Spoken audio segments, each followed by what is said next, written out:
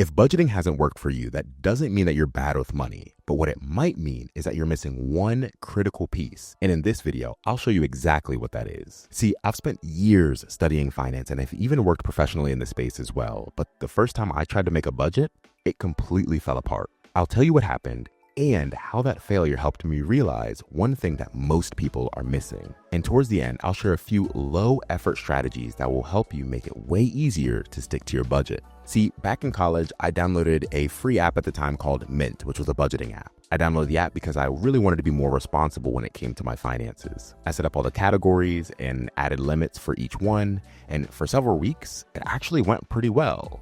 But then life happened. A few surprise expenses that I hadn't planned for, and looking back, I had made my budget way too strict. It got overwhelming fast, and eventually I just gave up. And after that, I didn't go back to budgeting for years because I felt like it just wasn't for me. Like I was just the odd man out. But here's what I've learned since then. Budgeting is like a workout plan. It looks great on paper, but it doesn't actually do the push-ups for you. The truth is, you don't need the greatest budgeting app. You need support systems that help you follow through even when motivation fades. So what actually helps it stick? It wasn't about finding the perfect budget. It was about finding sustainable systems that I could build around it.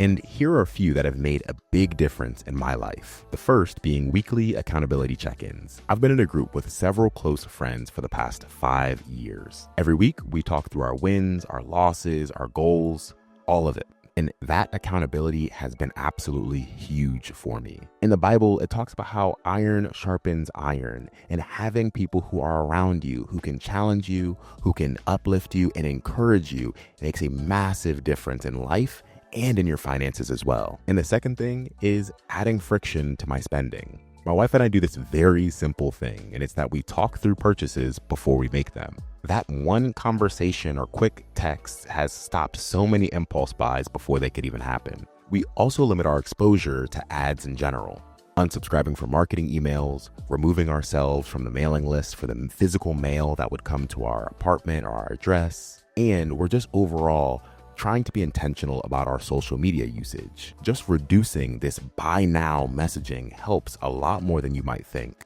And the next is to start with a looser budget and then tighten it over time. See, when I came back to budgeting after that college experience, I gave myself permission to ease into it. I didn't beat myself up when I went over. I just noted it and made adjustments for the following month. And over time, I started looking for more areas of where I could cut back on my spending. That rhythm of grace and refinement has really helped me to make notable progress. You see, these things aren't complicated, but they work because it makes it easier to do the right thing even when you don't feel like it. So if budgeting hasn't worked for you, you're not broken, but your system might be. And the good news is that systems can be built.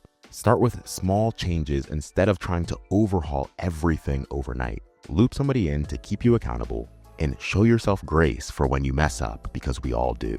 What matters isn't perfection, it's progress. And the people who succeed aren't the ones who get everything right the very first time. They're the people who keep showing up, adjusting, and moving forward. And if you consistently find yourself overspending and wondering where all your money is going, that's exactly what I'll cover in my next video. I'll go deeper on specific tactics that make a big difference, including some that I didn't touch on in this video. If this video helped you, make sure to hit like and subscribe so you don't miss what's coming next. Thanks for watching, and I'll see you in the next one.